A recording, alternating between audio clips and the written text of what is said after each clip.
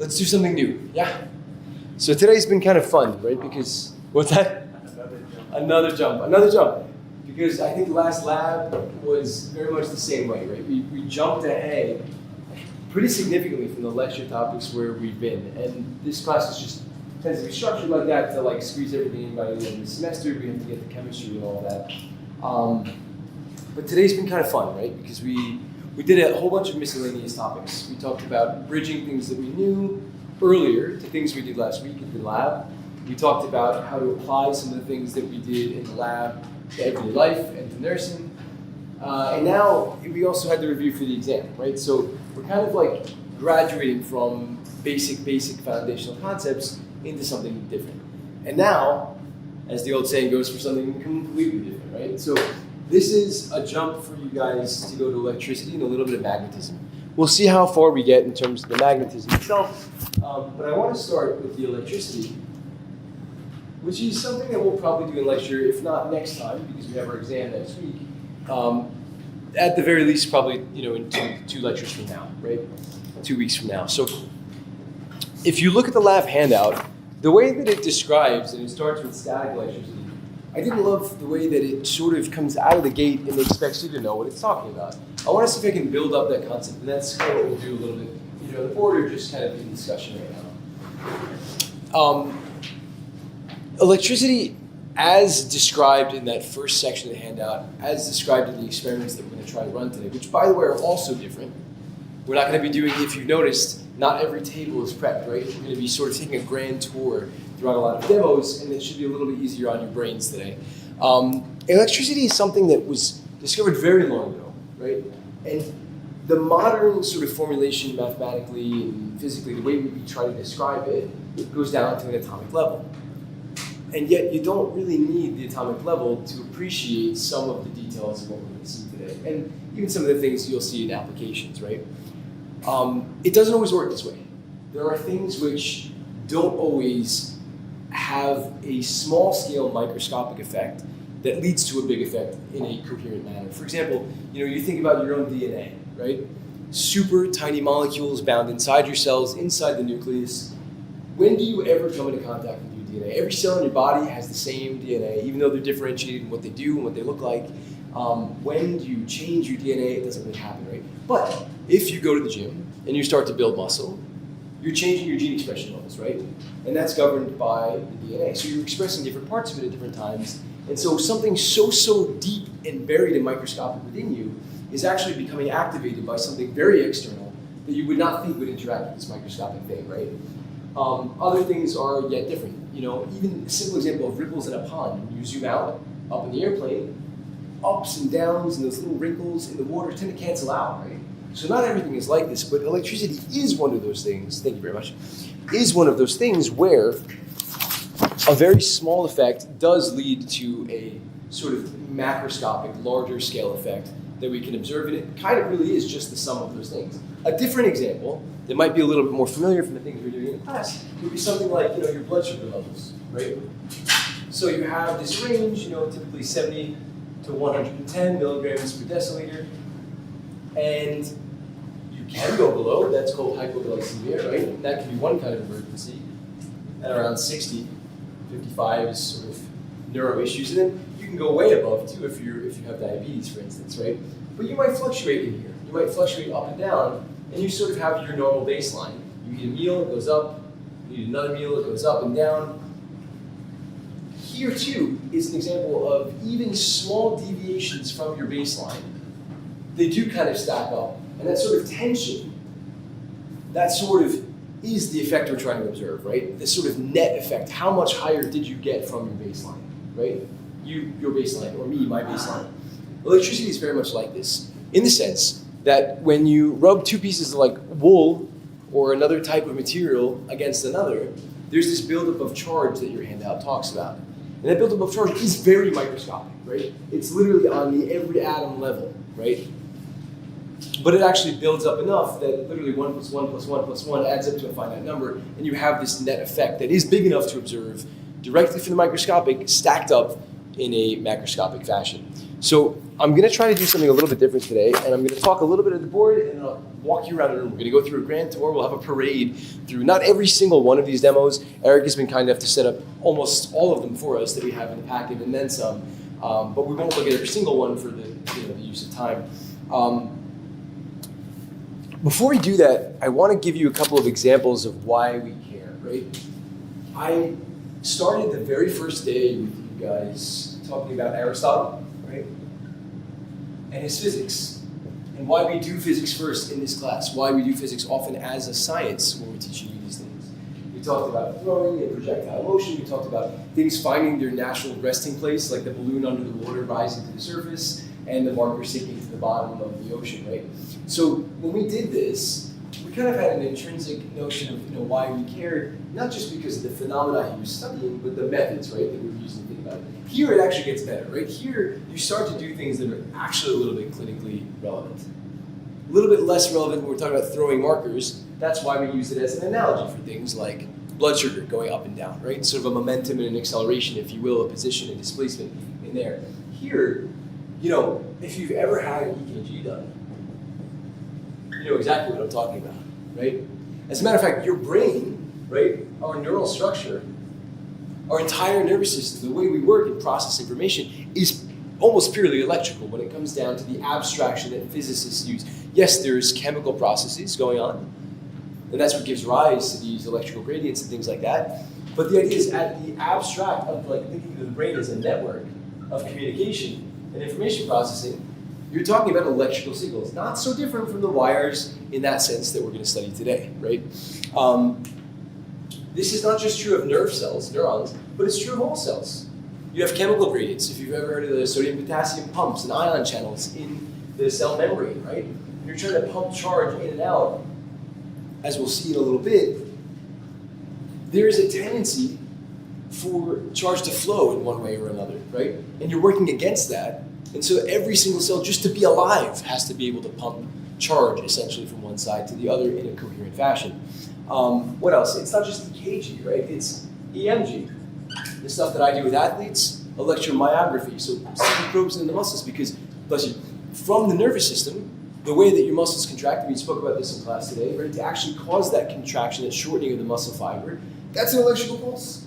In fact, that's actually why it's so dangerous when you touch something that's electric in a socket or an outlet or something like that, because the muscle contraction, we spoke about tetanus, right? That full contraction that you get, this is why you can't let go when you're stuck like in those cartoons, Mickey Mouse, if you touch an electric outlet or something. So EEG, right? Electroencephalography, so brain scans. So many of these things are so relevant, not to mention the magnetic side of things. We talked about MRI machines in class, right? So these things start to get a little bit more relevant, and you do need a basic foundation. I'm going to start today with the static electricity, and I want to bring you back to mechanics and Aristotle's physics again. So when we said mechanics was the first topic, and mechanics was a study of what? What have we been doing this entire segment so far? Study of motion, right? Motion, study of motion. But the motion or lack thereof, right? So at the very beginning of the class, I said that we're going to be studying something like dynamics, and that's made up of kinematics. I think someone took a picture of this early on in the semester, right? And kinetics, and now we've reviewed for the test, we know what all of these things are. This is your acceleration, your velocity, your position, your time, the observations we make on moving objects. This was the causes, right? There's just the forces, the work, which we did just recently, the energy, right? The KE and the PE, and the momentum, and so forth, right? So, what was the other side? Statics and dynamics. And I kind of said mixed that when we started the class because we'll come back to it later. When we're talking about static electricity, we also mean something not really in motion. Right? The electricity that we're familiar with in powering a home or something like that, Ben Franklin with the kite, this is electricity moving. And we'll have some really good fun, I think, next week when we talk about fluids and buoyancy and sort of old historical models for why in the world they thought that electricity was actually a fluid, which is quite fun. But for now, what I want you to know is that this is the same word here. Static electricity, right? Static electricity. So what's going to end up happening is we're going to think about how many, many years ago, without knowing any of the microscopics, and this is a common theme in physics, right? Each level of description is owed its own set of models, right? You don't need to always know the micro to know the macro. That's why, for example, even physicians don't always know the micro, right, when it comes down to physics. The static electricity is a separation of charge. And before we get into deep in lecture, before we even do the demos, I just want to give you a very, very, very brief overview of what we mean by charge. Does anyone know? Anyone used this terminology before? Probably lay, sort of like colloquial speak, charge. So when we dealt with gravity, right? This is as opposed to gravity. See, gravity was an influence, we call it force, right, on all of matter. The more mass you have, the more gravity does to you, right? Exerts a force, has some effect, some interaction. We have spoken about the life of an atom as a metaphor, right? And I keep drawing my little atom, and I say, now imagine making it smaller and smaller and smaller, right? And you zoom out, and you realize it's just like modeling just a dot. And I think we talked about this in the last lab. Imagine a hard little sphere, that's our model for an atom, right? You can't tell them apart, there's a million of them, and they all look identical, right? Bouncing around and doing what they do. The only thing that's really important so far in the class is how much mass this thing has. Everything we've done so far, the only thing that really varies, different, that make it non-identical to another piece of matter is how much mass it has. And even that we try to circumvent by saying larger objects are just stacked on more mass, right? But if you dig deeper, what we have found is that there's more to it than that, right? And I think you guys all know this. You guys know what protons and electrons are, and neutrons a little bit even from high school, right? Or just from pop science. Inside here, all matter has another attribute. Mass is not the only thing that defines matter. Matter also has charge, right? And if you look up here on the fundamental pieces of matter, like the proton and the neutron, for instance, have different charges. We'll get into that as the class goes on in this particular course. But for now, what you need to know is that there are two different kinds. With gravity is an influence that pulls mass in toward each other, right? You attract me, I attract you, and so forth. It's mutual. It's all center directed. We did this a million times in class. Mass 1, mass 2, and they're going to go in this direction, right? Earth, sun, in this direction, right? This is the Earth, this is the sun. It's an attractive force only. With charge, there's another aspect to what we call matter. This stuff that's all around us that makes it the universe actually comes in two flavors, right? And Ben Franklin, bless him, decided to call these two flavors positive and negative. It matters nil what you call them. You can call them blue and red. You can call them spoon and fork, and it doesn't matter. The point is that they behave differently. Whereas one mass and another mass only ever have attractive forces, inward forces toward each other, right? A positive and a negative do have an attractive force, but a positive to a positive have a repulsive force that's associated with their interaction, right? When they try to talk to each other, they want to be as far away as possible. Same thing for a negative and a negative. They want to go away. But the opposites, as the old saying goes, the opposites attract, right? So whether it's a positive and negative and positive, that's when you're getting this sort of same thing that happens with gravity, or you can get the opposite, right? Where they repel one another, they try to push apart. Without going deep into the mechanism of why this happens, this would happen all the time. You take your own clothes off and your hair sticks up in the air, right? This was known back then that there was some sort of push or pull happening to objects. Objects with no visible difference to other objects, right? And so today, we're going to start our little set of demos by rubbing a bunch of wool on another fabric, and we're going to build up what's called an excess charge. The reason why I'm not using that terminology out of the gate like it does in your handout is because, well, how do you know what an excess charge is? It's kind of like the blood sugar. An excess of blood sugar, one way or another, right? So what ends up happening at the microscopic level is that the charges separate physically. They don't flow anywhere. They don't go anywhere, but they statically hold their positions. Just like gravity. Now I'm going to give you a big spoiler alert that I will help to contextualize later in the class. Do you remember when we did the big formula for gravity? G times m1 times m2 over r squared. Remember this? This is the force of gravity. Very much like that, Though two masses essentially are identical except in just how much mass they have, two pieces of matter, right? There's an electric force as well. And tell me if you think it looks kind of similar. A constant times m1, m2, or charge 1, charge 2, divided by r squared. How many times have we talked about this r squared law, right?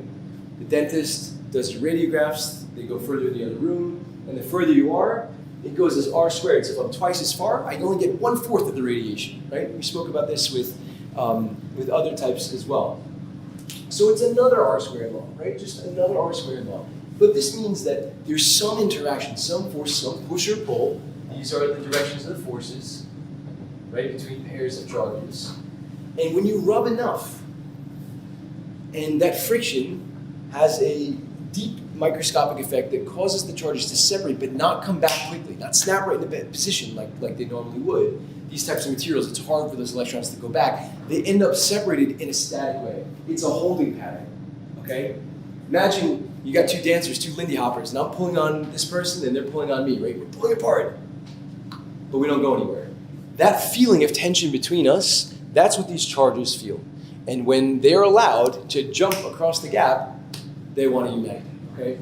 So you don't lose them, the charge doesn't go away, they just momentarily separate. So let's go and look at this and see what happens here. Now, we've seen experimentally in our everyday lives things that we know have an electric charge. We know that they have some sort of magnetism to them, and they're supposed to stay, like magnets on a fridge, right? But these are just two pieces of fabric. I feel like a magician. Nothing on my sleeves, nothing on my sleeves, right? I hope I can do this well, so you can see I have three tiny pieces of paper here. Very tiny, right? These are just like shredded from this tissue. So nothing special, no special lab equipment. But if I take these two things, and I rub them against each other, okay, again, take off your own clothes, your own hair, I can do this, right? If I do this, you see what's happening? They're starting to move. Let's see if I can do a little bit better.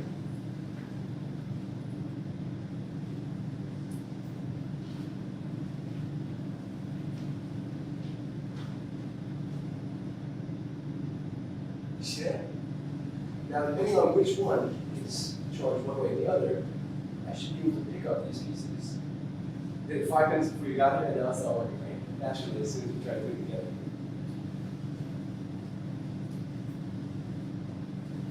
Sometimes we do a little aggressively.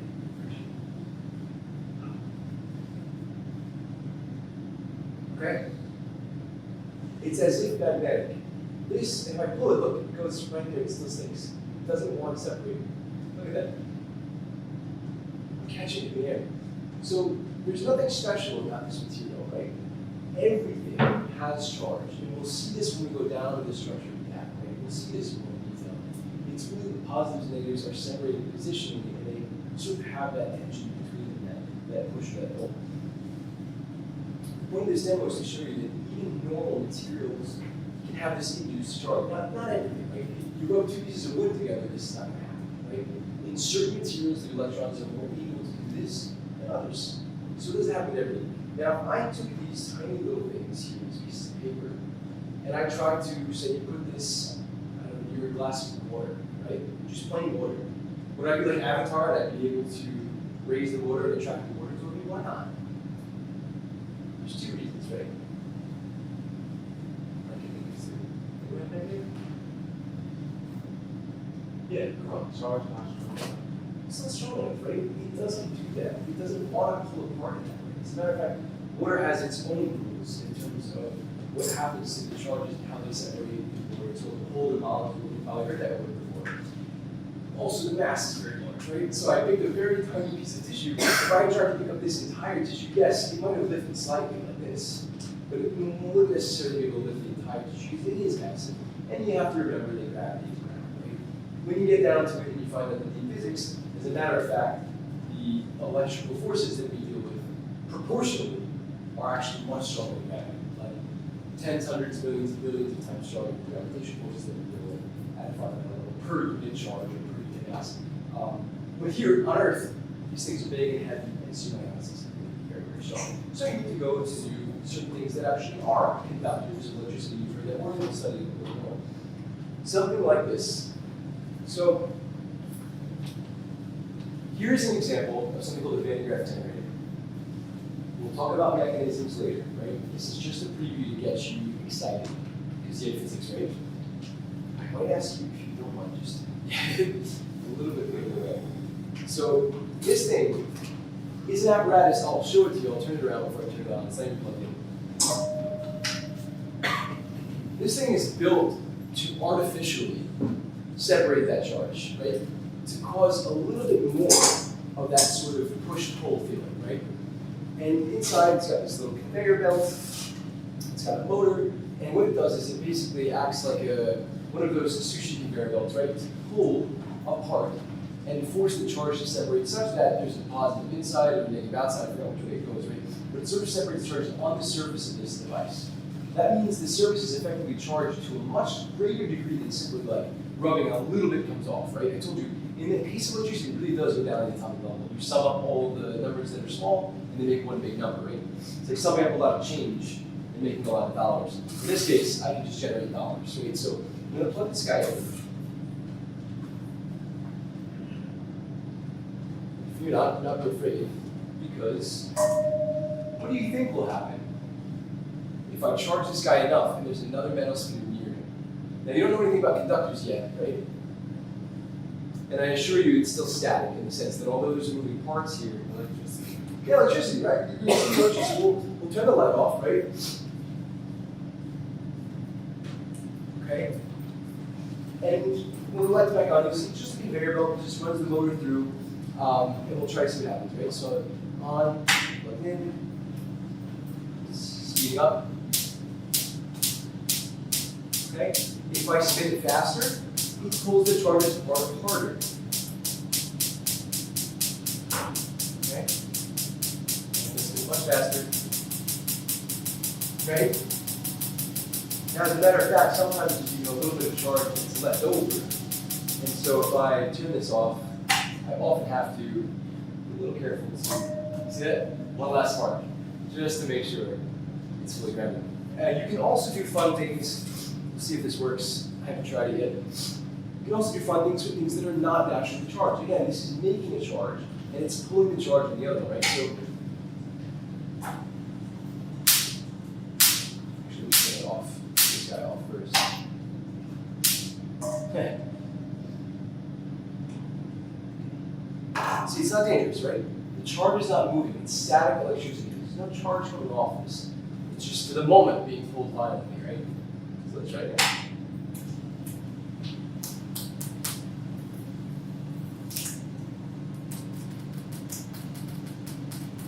What's happening to all these things? What's happening? They're sinking, right? And if it was charged the other way, what would happen? They'd fly away. You ever see flying away hares? Someone that's got long hair, right? Okay, so all of these things, right? For example, let's try actually one more. I forgot about these guys. I haven't tried any of these, so let's see how this goes. These are also made of metal, right? Like this thing. Let's see what happens here. I bring it nearby. Oh, interesting, right? I actually felt I was a little too close on that one, but you see that? Bounced right off that one. So that's not mechanics, right? That's actually some sort of induced charge. We say induced charge because we mean that the charges on the actual devices are not changing, right? The intrinsic charge that's a property of this matter is not changing. It's just feeling a little bit of a separation and pull. Let me get the lights back on. I said it's still static, right? There's moving parts. You can see actually, if I put it on, you can see the motor spinning and the conveyor belt spinning. But it's static in the sense that, and if you look at it on the handout, it shows you the same thing. But if this is the sort of device that we have, right? It might be plus, plus, plus, plus, plus, plus, plus, minus, minus, minus, minus, minus, minus, minus. The plus and the minus, they still even out, right? Every atom is electrically neutral. That's something we'll study in greater detail. It's still neutral, right? It's still not some sort of just magical source of electric charge, but it separates them enough that when something else gets near it, it affects their charges and does this. You see that? the attraction or the repulsion, right? If it's another positively charged thing, this would get driven away, this would get driven in, right? So is the generator. So that's two already of our little bit of demos. Inside the lab, you see a bunch of questions. That's all I want you to do for this lab. I want you to be with me, go through this little grand tour, and then answer the questions, and that's what you can hand in at the end, okay? I keep using this word conductivity or conductor, right? And we actually sort of spoke about the same word today in lecture, but in a different context. We talked about heat conduction, right? Told you Latin, conduc, right, to lead the charge. In this case, we're not talking about heat traveling through something and that sort of ripple effect. We're talking about electricity. And as a matter of fact, as we'll learn later, it's all due to the electrons anyway, so it usually is quite related. In this case, what we have is another demo. I think it's on the other side, so I'll walk you guys to the other side. And we're going to test the conductivity of different materials. In this case, different types of liquid. So I'm going to erase the generator for a minute, just to give you an idea.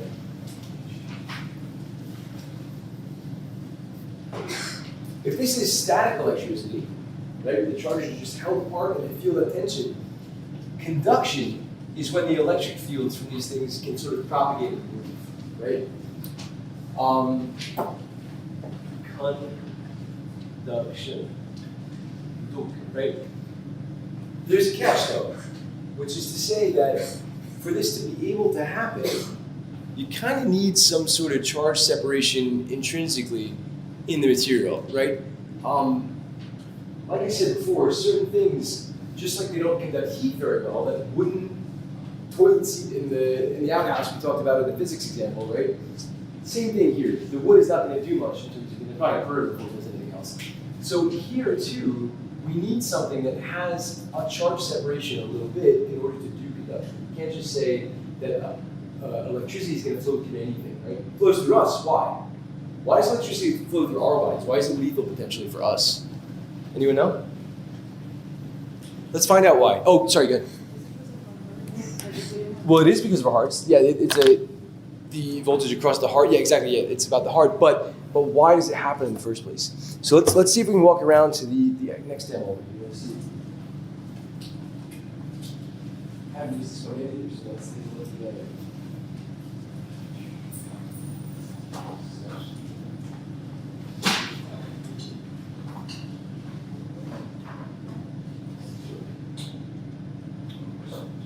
So for this one, how many people have heard the phrase water conducts electricity? Yeah? All right. And a little bit of salt, I'll tell you why in a minute. Okay. Just regular salt, so you can use the kitchen. Would you probably add one of those little 6?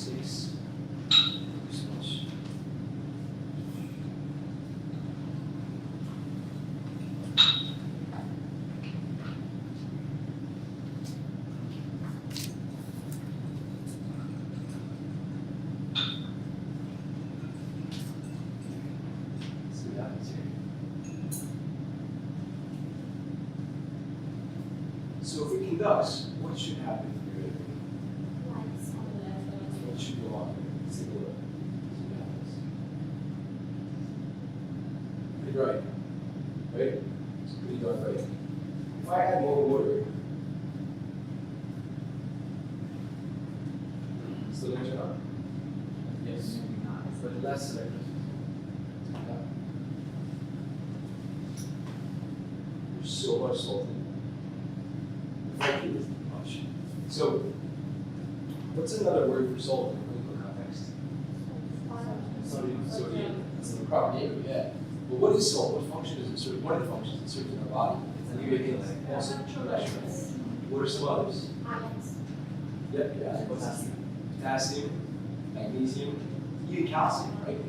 For the heart, especially, very important function. So, the reason why it's dangerous to us is because our body is chock full of these things, and we're 70% water, right? So you can put this thing in here, and immediately you see it glow, right? As soon as I touch it, it hits the bottom of the ground, and boom, right?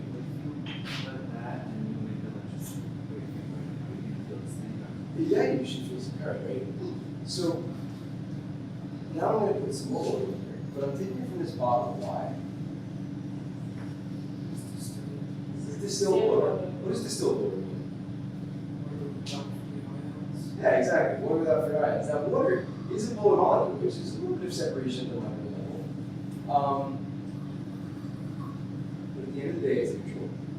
Now, before I had mentioned to you, if I pull this over the water, it's not really going to do anything, right? So let's check here, right? Just to be absolutely certain, fill it up enough. So that's a cheap one. Give me 1 second. No, really slow. Yeah, I probably should today. This is science. So now put the water in here, right? It's a no effect whatsoever. Right? How much salt do you think I need to put in there? I might put a little bit of my salt water in here. You think that'll do? Okay? And this is why it's dangerous. Okay? Even that little bit. So what's happening here? It's not quite the same as just a static charge in this way.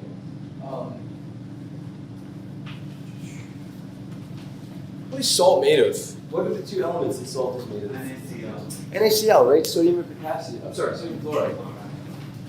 Sodium ions, sodium and chlorine, right? Sodium ions, and chlorine, or when it becomes an ion, it's called chloride, right? It's chloride ions.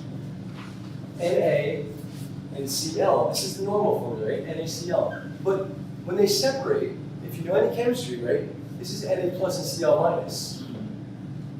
Doesn't matter which we call positive and negative. The fact is that there are two, and this is the rule set. If you are matching, you repel. If you're not matching and you're opposite, you attract, right? Positive, negative. As a matter of fact, when we study circuits, our good old friend Ben Franklin kind of really named them backwards. He very much could have named the negative the positive, and that probably would have been a lot more convenient for introductory physics students. But the point is that these individual things are floating in our water, right? You got pluses, you got minuses everywhere. Do we have an equal amount of pluses and minuses, or more pluses than minuses, or more minuses than pluses? Same? Same. Equal? Yeah, equal, right? Because every molecule of salt, right? This is table salt. It's made up of one Na and one Cl, and the charges on each of these respectively are +1 and -1. So there's an equal amount of positive and negative charges. But the point is that when you put the current through the water, right? Now it has the ability to conduct, right? One pushes on the next, pushes on the next. Just the same way that we talked about the heat. And we talked this morning about how when you put something in contact with a hot surface, right? All of these molecular motions are now going to start moving these guys, and these guys move these guys, and these guys move these guys. So it's a conduction through those interfaces, right? So the same thing happens. You put the current through one side, you put the electric potential through one side, it pushes it all the way through the others. And it's instant, essentially, right, for our purposes, right? It's very, very, very quick. A couple of questions down here. Distilled water, tap water. Try to figure out the answers to these things. We can also try sugar water. I don't know if I have any sugar over there. Do I have sugar? I think I do. You should do, right? You guys want to hazard a guess? No. Hand up if you think sugar is going to make the light bulb go on. Yeah. Okay? I don't actually remember which was which, so I think these are. But both of them have salt. Both are salt, yeah. That's what I want to look up. Let's do distilled water to make sure we're being fundamentally technical, right? What's that? No, I shan't. I should this is the powerlifting movie, you know? This is the deadlift grip. Yeah. I'm away from the outlet. For obvious reasons today.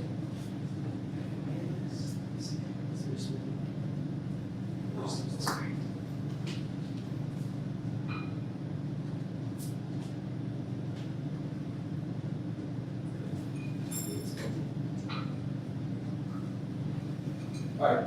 Who said yes? We'll light up. Who says no? We'll not light up. All right. Well, someone's brave. Okay. Not strong enough, right? So if it is, and there's any ionic separation at all, it's very weak, and it would be so weak that we wouldn't be able to see it with our eyes. Okay? You can amplify that signal in many other ways, but not in this case. Okay. All right, what is our next experiment? We got the magnetism already. What's that? Oh, tap water. Yes, I'm sorry. Thank you. Look at me running all over the place. I'm eager to get on to the next thing. Hot, cold, should better. You know, the temperature of like solids does change the kind of thing. It can be hot or cool. Hot. Either way.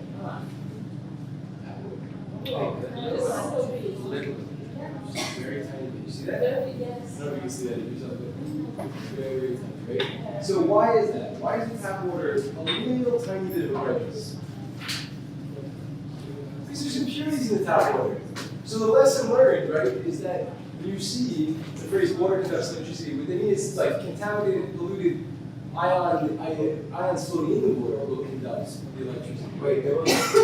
Just a little bit. Just a little bit. I think it was this one. Right? This is distilled. Right? This is sugar. I think it was this one.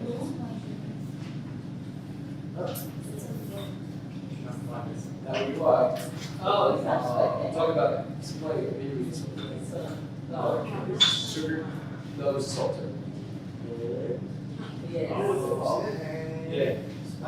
So it does, well, that's the thing, right? So there's going to be little salts, little ions. Salt is really an ABC chemistry for like an ionic compound, like a solid ionic compound, just it's out. So it's a little bit more of a general term, right, than normal salt that we use. But yes, so we'll work it up a little bit. And that's part of the danger, dropping the, plug-in toaster in the bathtub and so forth. Probably a hairdryer more than a toaster. There is an apparatus here. It looks like the next one is the electrolysis of water. So we talked about what water is made of, right? It's electrically neutral. And I think someone over here mentioned a little bit of chemical structure. This is a device, which I'm not going to plug in for time's sake. But this is something that we could use theoretically. It's on page, it's number 3 in your lab handout, the electrolysis of water. What you can do is you can use an electric current to force apart the hydrogen and the oxygen. You can do that. Why is that? Well, think if you know any chemistry. If you don't know it, don't worry. We will cover it and we will teach it in the class, right? But if you think of a water molecule, the oxygen molecule is a bit bigger, right? And it's got a hydrogen attached to either side. So this is kind of a bond, this is kind of a bond. But as we saw in the animation today for solids, same thing here. Liquids, these aren't literal strings, right? These bonds are not literal physical, apparati that are actually holding the atoms together. There's sort of an attractive bond here. And why that happens is because the oxygen tends to stay a little negative, and the hydrogens tend to stay a little positive. So if you look at the overall charge on the water molecule, although H2O, where if you know the chemistry, the oxygen has a -2 charge, each hydrogen has a +1 charge, right? That means that the whole thing is neutral. 2 times 1 is 2, minus 2 is 0. It should be. All molecules should tend to be stable like this, right? Electrically neutral. But if you look at the overall, sort of like where the negative side is, that's around here. And then this area is a little more positive for the water molecule. And so there's a little bit of that separation. This is something called a polar molecule. And we will study polar and non-polar when it comes to organic chemistry before that, right? So you can do this, you can force them apart using the power from the electric current. And the only thing you really need to know about this is the elemental ratio of water. So again, we'll do this much, much deeper for all different compounds in chemistry. But just for fun, what is an appropriate chemical name for this covalent compound? Anyone know? 2 hydrogens, so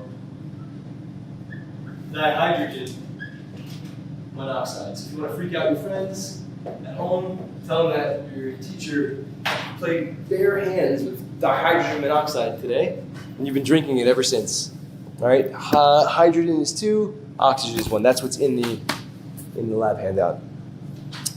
Any questions on the electric? Oh yes, Margot.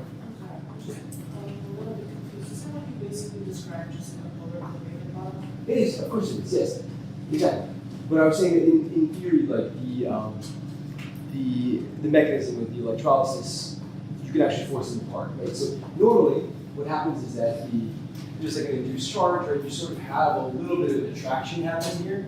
Sort of the negative and the positive sort of hold each other nearby. That's what holds the molecule together, the polar covalent bond, right? It's not an even distribution of charges, but it it's a little bit uneven and it somehow has this tilted shape, right? But during the electrolysis, you can actually force them apart so that you get this reaction. You have the H2O becomes the lone hydrogen and the lone oxygen. And as a matter of fact, you have to balance the equation, right? Since this is 2, and then 2, sorry, this way, 2 hydrogen. So essentially, the hydrogen, Monoxide. yeah, that's essentially, I guess you're describing the molecular compound between the two atoms combined? Absolutely, yeah. So We're that's still just like a gonna study. specific name for it? Yeah, that would be the thing. If you wanted to name, if you didn't know what water was and it didn't have a common name and you wanted to give it a proper chemical name according to the covalent naming rules, that's what it would be. It would be dihydrogen monoxide. Like, I mean, think about hydrogen peroxide, right? Cleaning agent, and we would use that in clinic potentially as well, right? Think about carbon dioxide, carbon monoxide, right? It's the same sort of rule, and we'll do that again in the class. For now, I just wanted you to understand that what the water is made of is an oxygen molecule, sorry, an oxygen atom, right? These are atom, which was in the old Greek days, they thought that meant it's like an indivisible unit of matter. They didn't know about charges, they didn't know about all the details that subatomic particles have, right? But the whole thing together we call a molecule, right? A molecule, and that's a covalent compound essentially. So when you see this, you realize that for every oxygen there needs to be 2 hydrogen in the water. And even though in very small amounts they tend to break apart, right? In other words, once in a while you find, in real water, you find an oxygen separated from some hydrogens or something like that. It's not enough to cause a current, not enough to conduct electricity naturally by itself. Not everything stays intact with this. For water, they do sometimes, this will break off or something like that, but not enough to cause a proper current like that. Any other questions on the electricity stuff? We can start on magnetism. I had forgotten that we are supposed to start on magnetism today as well.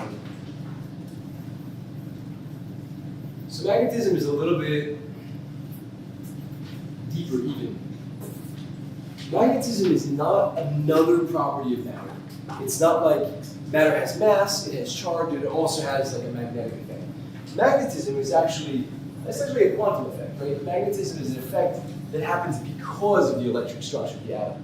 So this is something I'm going to hold off for sure on giving you the details on until we get deeper into the course. However, I want you to know that just like electricity, and static electricity especially, this was known way, way, way long ago, right? Little pieces of amber and things like that. People had ideas how to make a compass. Even in ancient Greece, people knew that there was something magnetic about certain materials. Not all materials will have magnetic properties. Iron is one of the most common. There's something called neodymium, right? Strong magnets for computers and other industrial applications.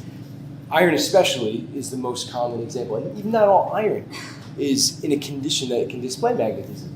But at the quantum level, the microscopic level, all things have some sort of magnetism associated with them, and it has to do with the way that the electron cloud exists and kind of moves around in some sort of metaphorical way. So I'm not going to get into the details today. There's something called spin. If you're looking at that atom that we always draw, right? There are some properties of every piece of living matter that have these things called magnetic moments. And again, I will teach you this as we get there. It's not appropriate because you haven't seen probably the prerequisites for it, right? But the point is that magnetism as a whole, as a thing, this was also known, right? It was known that just like certain things would have static electricity and jump up to your piece of wool fabric, or your hair would stick up in the opposite way and get repelled, people knew that things had magnetic properties. And measuring them and building with them became an important part of our development, right? So once again, we're going to skip the microscopics and we're going to try to get to a generic model, mental model for magnets. Forgetting about what's causing it on the microscopic level, right? There is this idea, just like we have plus and minus electrical charge, we have something called a north and a south pole in magnets.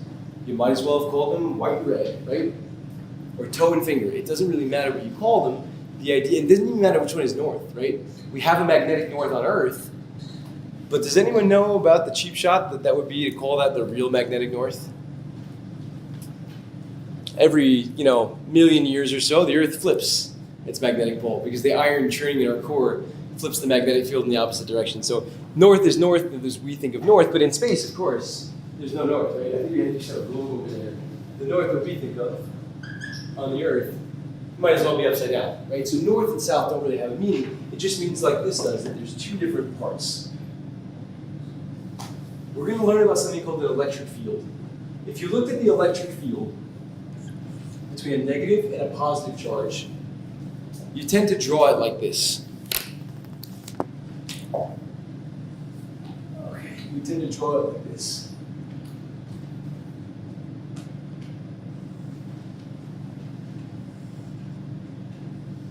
And the reason we do this is because we're imagining, I think like Einstein would, that we are a tiny, tiny, tiny charge ourselves, tiny piece of matter. We imagine that we are a tiny positive charge that's going along for the ride. Okay? These lines are not the actual path you take. They're the path that if you were sitting here, this is the path you would take. Does that make sense?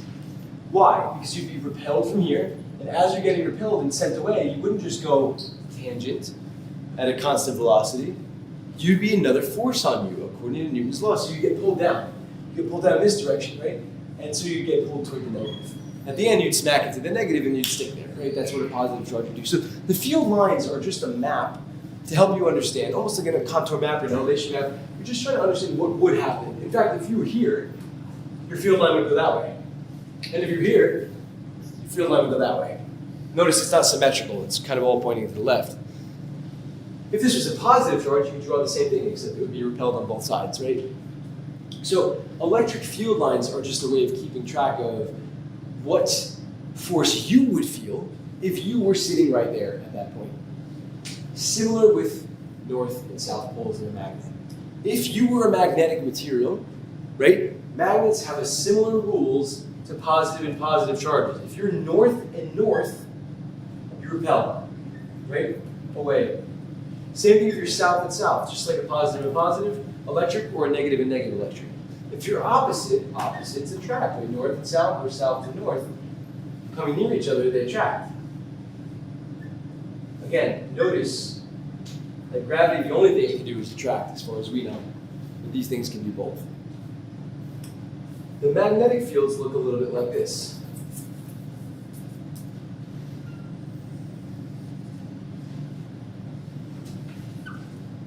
A little familiar? Kind of similar to the electric field, right? Very kind of similar.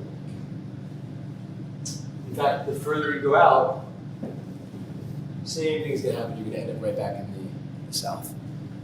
I don't know if we have a demo showing the, I think we do actually. We have a little demo we can do with magnets to show you this more directly. The difference between electric and magnetic, the main difference that I want you to take away today is that whereas an electric charge can be a single charge, right? You could have a single positive charge somewhere, a hydrogen ion, right, somewhere, and it has its own electric field lines pushing you away from it, right? Or a single negative charge, like an oxygen atom, that would be pulling you into it everywhere you go, right? You can't have it with magnetism. Magnetism is a phenomenon where you always have a north and a south. So if I cut this north and south in half, right here, boom, okay? What happens? I don't have a north on the left and a south on the right. I have a new south and a new north. And I have two different magnets now. Okay? Always. And then you could draw the field lines for the new guy, and it's the same thing. The field lines for the old guy is the same thing. So let's see if we have, I think Eric set up for us a little bit of magnets. We have iron filings. The picture in your lab handout is from 1913, apparently. Told you, old and much older than that. So let's see if I can do this without spilling too much of it. These are iron filings that are able to be pulled down. Okay? Try to move it over. Iron, okay? Iron can look a little green actually. It's kind of like a brown gray. Nothing special yet, right? Just a bunch of powdered little iron filings.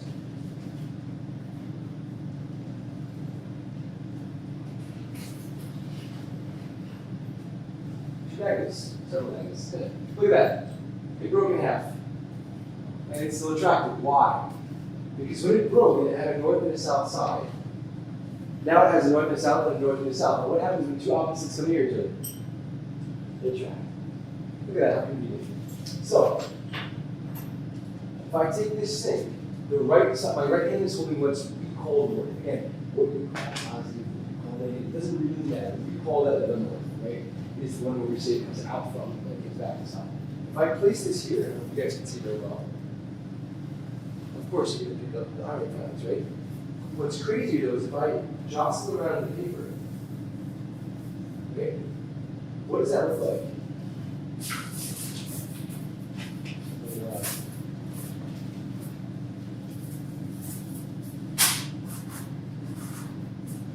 What does that look a little bit like? Those curves. You see that? Right? It looks like the field lines. So what's happening is every little bit of iron in there is acting like its own little north-south. It's getting introduced in here. So you kind of see it. It literally takes the curved field lines. Right? You can see it as you adjust it, that you can actually trace out, if you wanted to, you could trace out with a pen or pencil exactly the lines where they go for the shape of this magnet. So now, the difficult thing here is going to be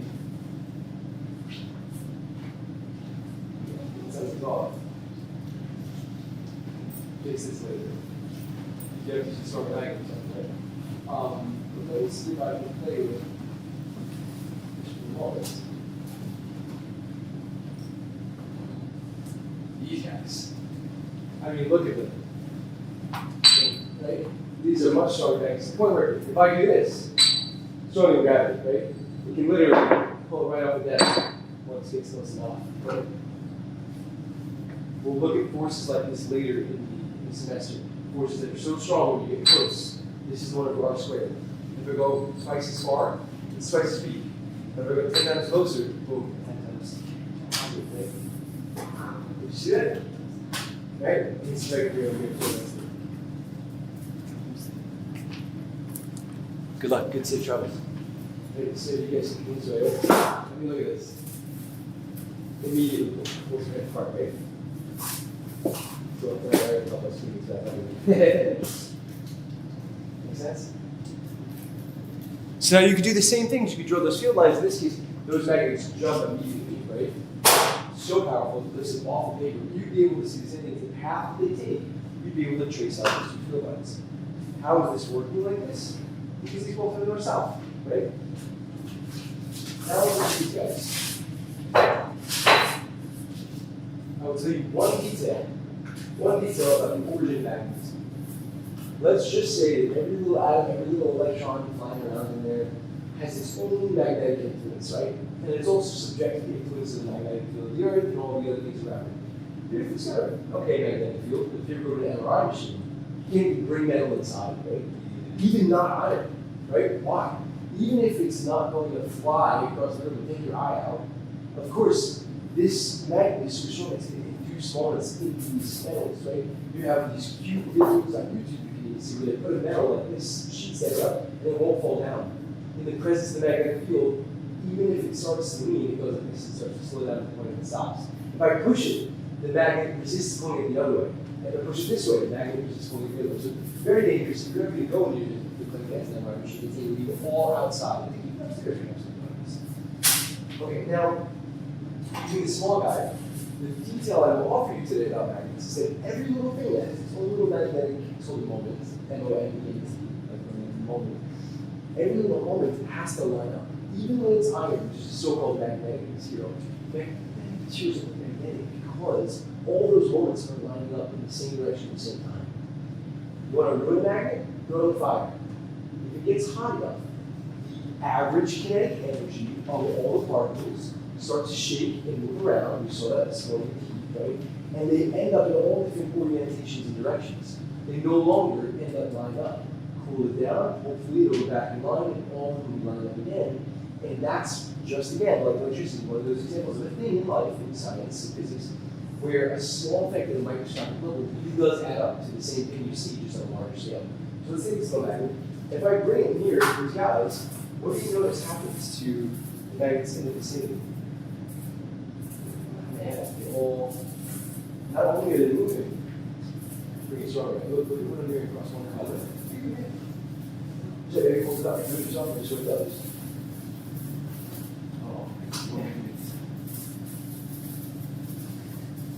And then we'll do it stronger, okay? So it's not only just moving them, but what's happening is all of those magnetic moments that are getting induced in particles that are this way, this way, this way, this way, right? When you bring the magnet near them, they all tend to line up in one direction along the field lines, right? So this is a model, not just a toy, but it serves as a model to show you what happens at the microscopic levels at any material that actually is qualified as magnetic. Means that all these moments are going to cohere in the same direction. Think about pulling a car with ropes.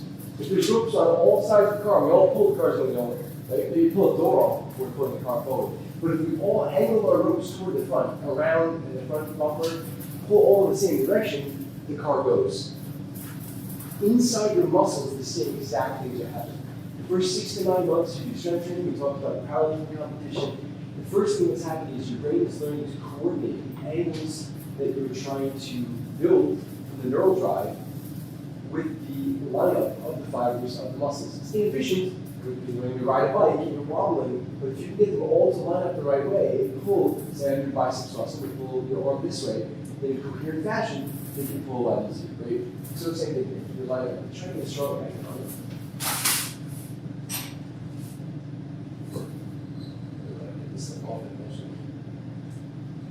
By the way, you see that repulsion? If I put, these are the opposites attracting. If I push this one here, watch this. This guy is the same now. This is opposites and this is the same. I can push this paper right around. See that?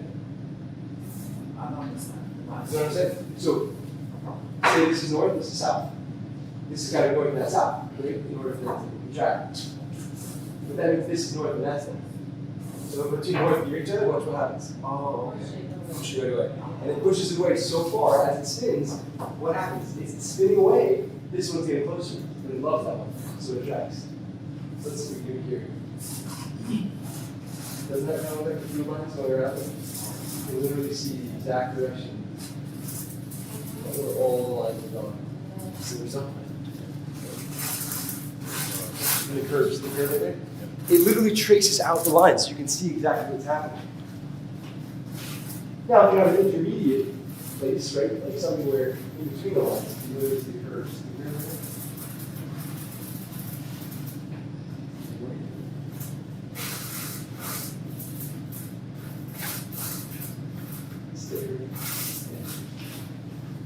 I'm sorry, can I do it?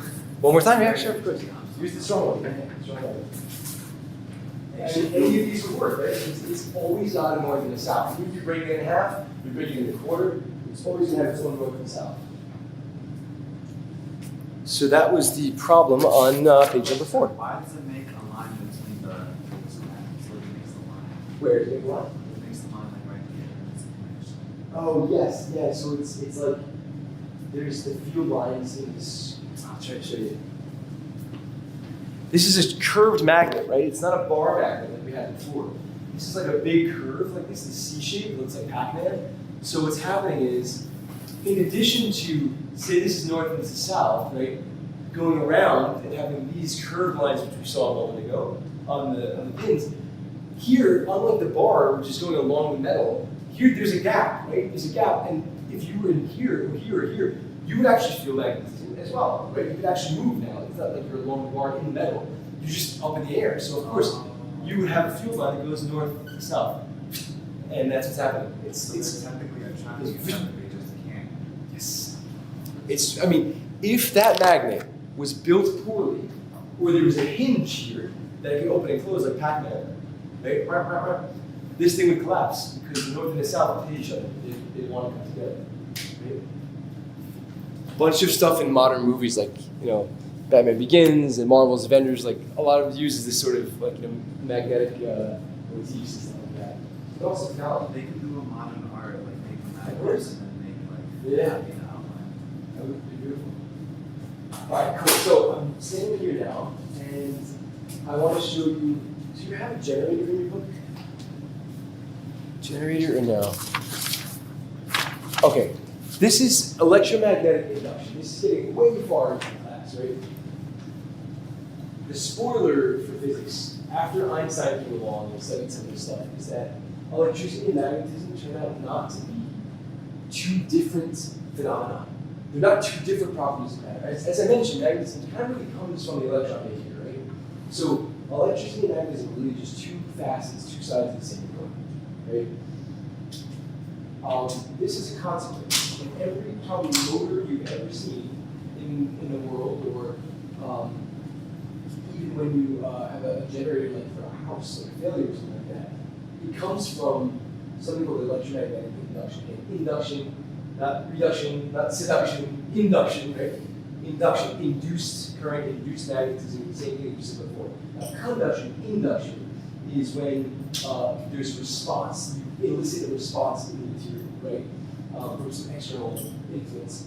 And so it turns out that they're so intimately related, the magnetism and electricity, and both of them so intimately related to mechanics and motion. This is what Einstein did. He got famous for other things, but he really talked about how mechanics needed to be corrected when people were integrating all these electricity things. They thought they were all part of something separate, right?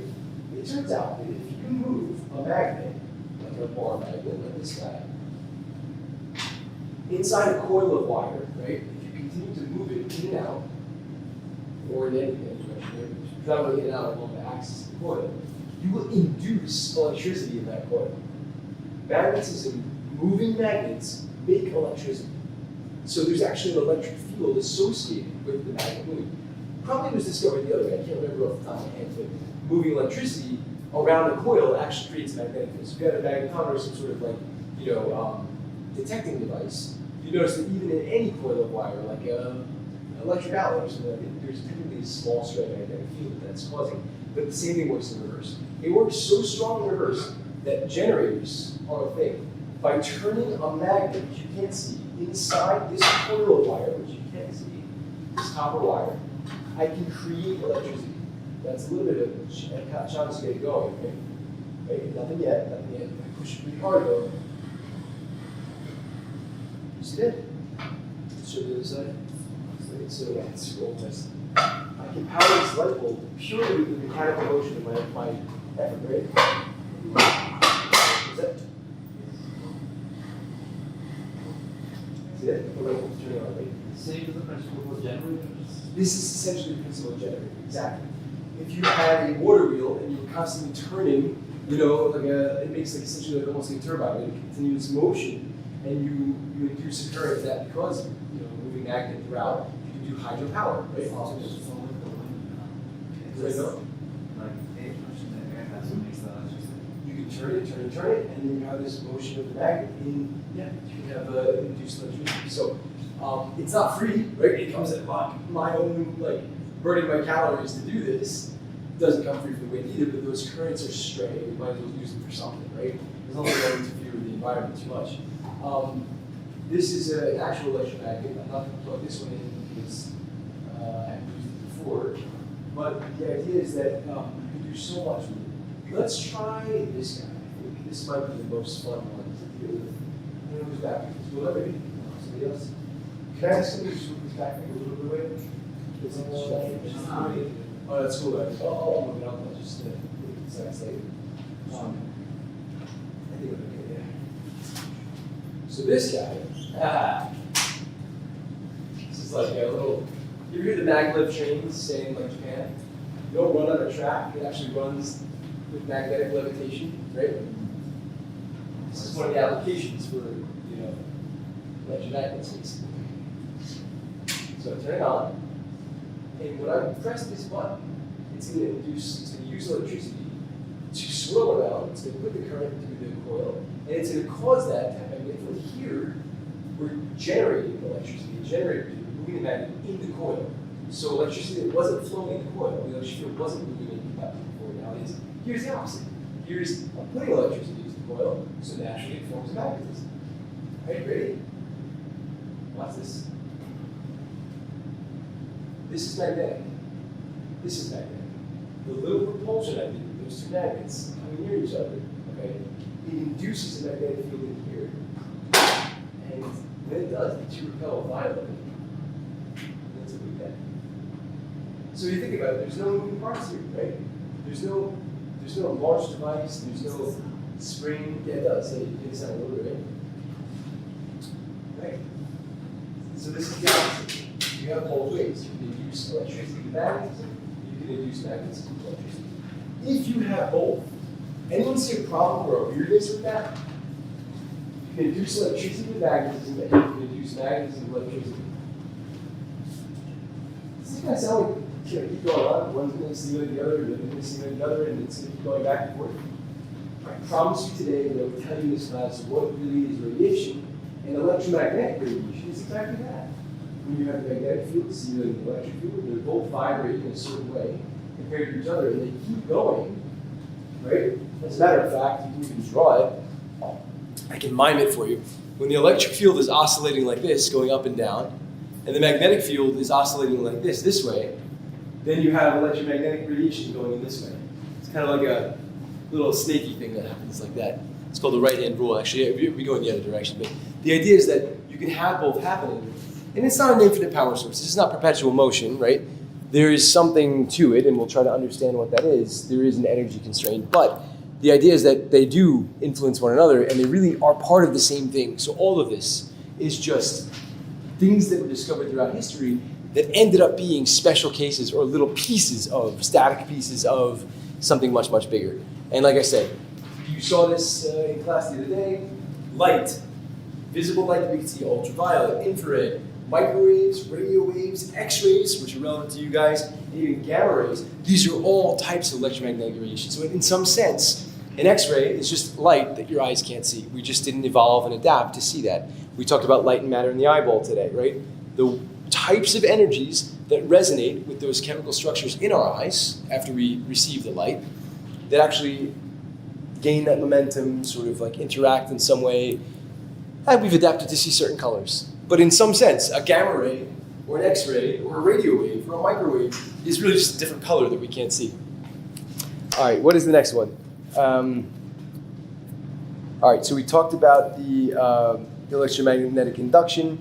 The galvanometer over there, Galvani, he was an old physicist. That's the one I didn't turn on. It's in your packet, and what he is there for is just to show you that this little device, basically this little measuring device, can measure small electric currents. And I mentioned at the beginning of the class, EG, EMG, EKG.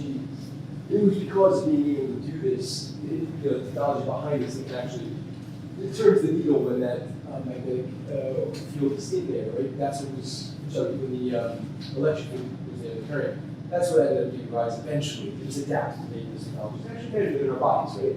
Because again, as I mentioned at the very beginning, our bodies kind of run on electricity. We just don't feel it. Another fact about electricity that I may or may not have mentioned to you in lecture, I know I've talked to the engineers about this, is that every mechanical force we ever feel, again, Einstein unified this, right?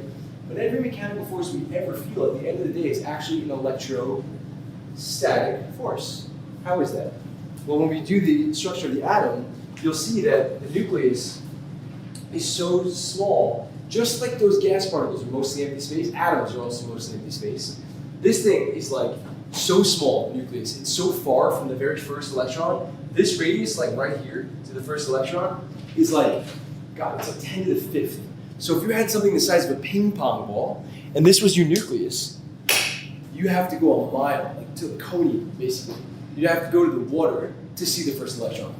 If the nucleus was the size of this, you'd have to literally drive to Coney to see the first electron a mile away, 10 to the 5th times the size. That's in centimeters, and that's like in miles, right? So anyway, the reason I mention this is that the electrons, as we will learn, the chemistry is all about the electrons. The chemistry is all about what happens with the electron cloud. And I was just telling you this because at the end of the day, this being so tiny and hard to get to, and think about it, you know enough now to figure it out yourselves. Why would I say there's no such thing as a mechanical force ever? Why are you never really touching another object? The nuclei never touch. Why? What is the charge of your electron? Negative. Doesn't matter, but it's got a certain charge. If you bring another atom nearby, right, and it has another electron, that's an atom in my finger, and that's an atom on my dear mother's hand, okay, and I want to touch my loving mother, I will never get to her quite directly, because negative and negative repel. The force of the electrostatic interaction between electron clouds is so strong that that's what we feel as mechanical forces. Remember when I told you throw the ball at the door and then throw another ball and then it goes drr, right? And then drr, one sound, two in a row, same thing with the muscle contraction, right? The same thing here, you get a bunch of these things. Same with the pressure in the balloon. All these collisions on the surface of the balloon simultaneously feel like one big force. That's what we feel. What we're feeling when we push or pull anything is that sum of that electrostatic force. So all of this does connect to what we've been doing, and it leads us directly into the next couple of chapters. There are a few left, and we have about a half an hour. I'm going to try to get you out here a few minutes early, so I'm going to do 2 more demos, but I want to go over one thing that's a little bit more mathematical. Any questions on this stuff so far? It's kind of cool. It's a little fun. It gets more fun, trust me, as you start to see the relevance to clinical applications. Yeah? You said we're skipping some. Which pages do we have to do? Well, I think you'll be able to answer all of the questions. I'm skipping some of the demos. Just some of the demos that, like, almost everything on these pages has a demo somewhere. So you still want us to do everything? Yeah, fill out all the questions. I guess the one thing that we didn't talk about, to Jet's point, is number 6. Number 6 in your lab handout is not labeled. It should say number 6. Oh, sorry, it says types of current. It is there. Okay, great. So it's in there. We didn't talk about this. This I'm going to save, I think, until we get a little deeper in the class. But this talks about the difference between, and you've seen this in your appliances, AC and DC current. We've been dealing with, today, electric currents, but I did not distinguish between what's called direct current and alternating current. This one, Jet, I will skip. So for you guys on number 6, I won't have a demo for this guy. Oh, Okay? We'll talk about transformers also later in the class, so we're not going to worry about demoing that. We have one over there, but we won't worry about it. All right, so let's do this. Let's kind of put it to application. If electric fields and the stuff we use in our home appliances, for instance, those wires, are propagating electromagnetic energy, and you're kind of taking it on faith now, but we'll see it again in more detail. If that's the case, how does that arise from what we've seen today? So, a simple model you see in a lot of textbooks, it's a little bit more complicated than this in reality, is that you have electrons, right? Electrons that are flowing inside a wire, right? Just like those gas molecules, they might not be going exactly in the same coherent direction, they might be bouncing off. But in general, the net movement is this way. It's like when you're in the subway and it's packed as crazy as it can be, but there's a mob of people that's kind of mostly moving, mostly in one net direction, right? It's the same sort of thing. This drift of electrons. Now again, in reality, the technical thing is that electrons are not really moving along the length of the wire, or else they'd all be there at the end of the day. But the field, the power from the electrons is moving in this direction. This is a little wire. And we can build with this something called a circuit. So if the influence that sort of electromagnetic power from these electrons is going in one sort of coherent direction, or in AC it's actually vibrating back and forth, but you get the idea. You can sort of build structures that say, all right, go and end, right? And these go, this is like a battery, or an electric outlet or something like that, right? Again, the electrons don't have to be going all in the same exact velocity, but the net effect is to push them in a certain direction. When you build a circuit, you often draw it like this. You draw it, actually it's in your, I think we have some drawn in your book, right? Yeah, we do. Number 7, this is section 7 in the lab. You draw them to start usually with a battery. And a battery, if you've ever noticed, has a plus and a minus terminal, right? Same thing. When you connect the battery, what happens with a wire? Well, you wouldn't do this. It would over circuit itself, right? Spark. You would spark. If you connect the one side of the battery, the positive side, which usually we draw with a long line, and negative you go with a short line, along a wire, it pushes the electromagnetic energy this way, pushes it this way, and you close the circuit. It's called closing the circuit. A closed circuit is one, like when I plugged that thing in before. When I clicked the on button, I'm closing the circuit. If it wasn't closed, it was an open circuit, this would have nowhere to go. Do you think the electrons would ever want to flow their energy anywhere here?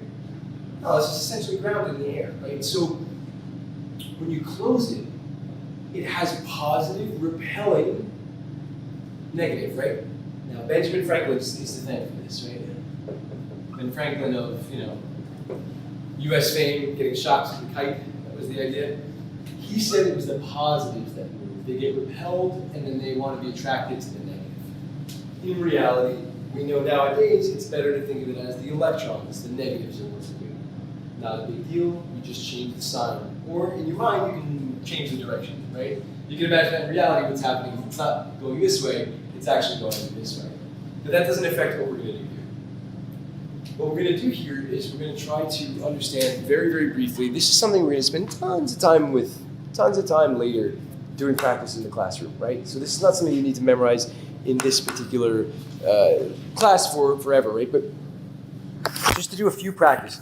We've been speaking, and this is why I want to end with this. We've been speaking all day and all month, really, actually the last 2 months, about things that add up in different ways. And we saw that static electric effects add up in a very interesting, similar way, right? To you just have a couple small ones, and they add up to a big one. It's like cents on a dollar. Whereas ripples in a pond add up and cancel one another out. We saw vectors that add up in their own way.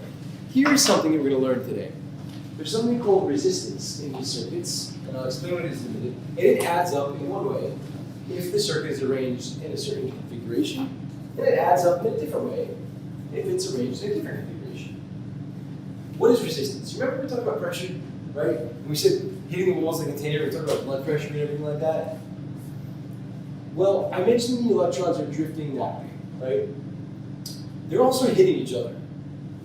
It's not like the gas where they're so far away from one another and they're going to have lots of space before they collide with somebody else. They're also bumping into one another, right? Scraping along, if you will, on this little tube. And when they do that, and they become impeded in their motion and intention to go that way, we call it resistance. So even in a pure wire made of metal, it's not going to perfectly conduct electricity. Again, we'll look at the mechanisms deeper. Conduction meaning the movement of the electrons, or at least their energy. God bless you. So when you think about this set of electrons trying to work their energy, their way through this wire, they have some resistance R associated with them, okay? Impeding the flow. If it was infinite resistance, right? If it was infinite resistance, the current would go nowhere, right? In reality, there's going to be a finite resistance, an actual number. And the way that we model this is we pretend the wires are perfect, and we draw this little device called a resistor. Okay? Resistor. We haven't even learned yet what voltage and current are. You can see them if you like. It's section 8 in here, and you can do the calculations without deeply understanding it. But a better analogy for you people than, say, the engineers might be something like blood pressure equals systemic vascular resistance times cardiac output. What does this equation mean? Well, each moment your heart beats, right? It forces out a bunch of blood, right? It ejects blood into the rest of the vessels. And when it does that, right, it does it at a certain number of beats per minute. So if I told you how fast the heart is beating and how much blood is squeezed out with each pump, you could tell me exactly how much blood is being expelled in a given time, right? But the vessels are tiny. It's like trying to drink through a really small straw, right? And so if you look at the whole body pumping from head to toe and back, right, there's some resistance there. Tiny little vessels means means you're forcing a lot of stuff under pressure to go through, right? And so this is an equation which is common in medical school, right? Blood pressure equals the systemic resistance, so the resistance of the whole system, your whole body, your whole vessel network, times the cardiac output. In physics, we call it V equals R times I. And that's the same exact thing that happens in electrical circuits, right? It's, you have a resistance, you have a current, and we're going to talk about this next class anyway, when a current is in a fluid, but you guys have an intuition for a current, right? It's a flow. And there it's a flow of electrons instead of a flow of flood. But this is the idea. V equals, and usually it's written like this, V equals IR, doesn't matter the order, it's multiplicative, right? IR or I. The question is this. You can have multiple instances of resistance, right? If I start here, and I have my wire, and I have a resistor here, and I add another resistor, identical resistor, right? Think about it like an obstacle. If that provides a certain amount of resistance, it allows the current to go at a certain speed through it, right? And this provides the same amount of resistance, they're both going to slow me down. In fact, I'm going to get slowed down by double, right? The total resistance here is 2R. Right? If I had 3 of these guys, R, it would be 3R is my total resistance. Okay? Something like this, one after another. This is called putting something in series, right? A serial is one after another, like a serial magazine, right? One after another. It's a series. If you ever had old Christmas lights on your Christmas tree, if you celebrate Christmas, or even any kind of string lights, it used to be years ago that they used to joke, one light goes out, we all go out. If you had the light here at the end, and there's a light here, and there's a light here, and there's a light here, as soon as one goes, it interrupts the current, it kills the current, it can't flow through anymore if it's broken, and then it can't go to the rest of it. That's what series is, okay? But there's another way to arrange it, and there's a diagram on that table, it's like an actual toy if you want to play with it, called parallel. Okay? And for parallel resistances, you could have a situation where you come in, you split it, so some of the current goes that way, and some of that current of electrons goes this way. Coming back to our analogies of things that don't add up in the same way, these don't add up in the same way. If you had R and R again here, what do you think happens to the overall resistance of this circuit? Think of it like traffic. Here, one jam leads to another jam leads to, so it's triple the resistance, right? What do you think happens here? Yeah, the alternative, which is that, namely, that it goes down, right? The overall resistance goes down. Because if you're diverting traffic to 2 different places so that you can free up this lane a little bit better, the overall resistance for that I, that current to go through, is going to go down. The way that this adds up is not R plus R plus R, like it is at the top equals 3R, but this one adds up like this. 1 over R plus 1 over R equals what? You have to do this mathematically. It's R, sorry, 2 to the minus 1. This is the way, it sounds really weird, but it's not that weird. We can do it in class, we can come back to it. We used to get problems when I was a kid, word problems, where you said, hey, Jeffrey can eat half a pizza in 2 minutes. Dr. Natali can eat a third of a pizza in 2 minutes. You put them both on the same pizza, how much pizza is left by the end of a minute? You see what I mean? It's very similar and mathematically identical actually to how you add these things up. Rates add up in the same way. So here, right, if you tried to do this, to the negative 1 just means this, 1 over, right?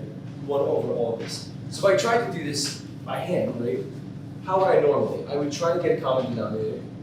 And in this case I have 1 over R, 1 over R. This common denominator is R, so it's 1 over 2 over R. And then if I flip that fraction, equals R over 2. This is the parallel. So the total resistance here gets triple because there's 3 of them. But here, when I have 2 of them split parallel, they're half the total resistance. Now I can put a third one, right? I can put a third one right here. And I can have a junction where it goes this way, and this way. Now I added another lane of my highway. And what is the answer then? R over 3. Does that make sense? So when you have a series set of circuits, this current that we did today, this current will, not that one, here's the current in the light bulb, the current will flow, but when you have successive resistances, there's obstacles to that flow, it depends on how you arrange them. If you arrange them in a split fashion, they add up like this, and if you arrange them in a series fashion, they add up like that. They don't have to all be the same. This could be a resistance that is 4 times the resistance of this guy. And this could be just 1 R. This could be R, this is 4 R, and here's another R, right? In total, that's how many Rs? 6. It could be 6 R total resistance, right? And if this has a certain resistance, and this has 20 R in the middle, how would we do that? Not that hard. It's 1 over R plus 1 over 20 R plus 1 over R again to the minus 1. So we would find the common denominator. 20, 20, 20, 20. 20 is 40, 41, right? And it's all over 1, right? So I have to flip the entire thing. So at the bottom here I have 41 over 20R, and it becomes R times 20 over 41, and it's approximately equal to 1/2 R. See that? The numbers don't have to be identical. The principle is the same. So I think that's about everything we have to do. Let me make sure that I'm not missing anything. So in the last bit of your packet, it does ask you to solve a situation where there's more than just series and just parallel. I will do one with you, okay?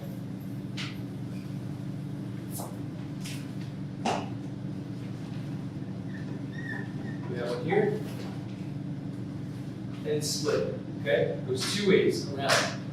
And then we have 1, 2, 3. So R, make it simple, all the same value, R plus R. And then, again, we can close this circuit. And if I actually put a battery on it, this will be a real current, right? It goes through it. So let's imagine, current splits 2 ways. What is the total resistance of this guy? R over the total resistance of this piece. R over 2. Yeah, R over 2. If it was 10 different lanes in your highway, it would be R over 10, right? Then you have 1, 2, 3 R is, this whole thing is 3 R. This is called finding equivalent resistance. And what this does is, this piece is like having a single resistor valued at R over 2. And this piece is like having a single resistor valued at 3R. So 1/2 R plus 3R, right?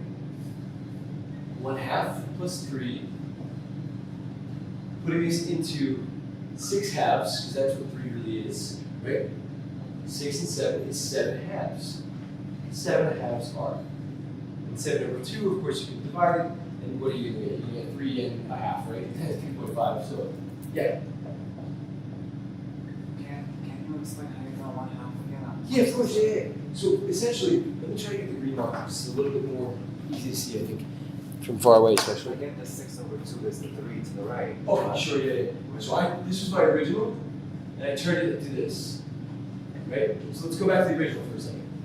The current comes in this way, it splits one way, it goes the other way. So I know when I see that split, it's called a juncture. When I see that split, I know I'm dealing with a parallel piece.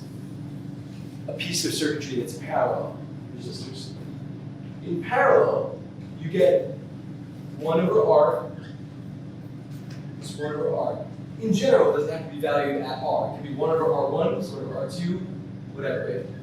To the minus 1. That is the rule. It's a weird rule. Another way of writing it, a cleaner way of writing it, might just be 1 over the quantity, 1 over R plus 1 over R, right? But of course, it can keep going. If this was split into 3 different branches, it would be plus 1 over R3, and so forth. You can just keep going. But that's the rule for when you see it split like that. That's called parallel. Right? So parallel circuits, boom. So in this case, it's only actually 2 of them for real. This one is just equal to R. Let's just say in whatever units we're using, R is equal to 5, right? It would be 1 over 5 plus 1 over 5, all under 1, right? So we have 1 over 5, 1 over 5, which is the same as 1 over 2 over 5. 1 over 2 over 5 is just 5 over 2, right? So when I'm doing just R in the abstract, this is literally just, 1 over R. This 1 over R equals 1 over 2 over R, right? Which is the same as 1 times R over 2, which is just R over 2. So it gets ugly. At the end of the day, I'm still going to make a few calculations. But I hope this lab was illuminating because it was a little bit different than normal, right? We had this grand tour, we took this little parade. I think today's little theme has been about doing things a little bit, miscellaneous in topic, but hopefully starting to see little by little the value of what we've been doing, right? All the concepts that you're now prepared to understand, energies, momentums, statics, are coming to fruition so you can understand more things that are important to your actual future fields. Thank you, that's everything for today. Appreciate it.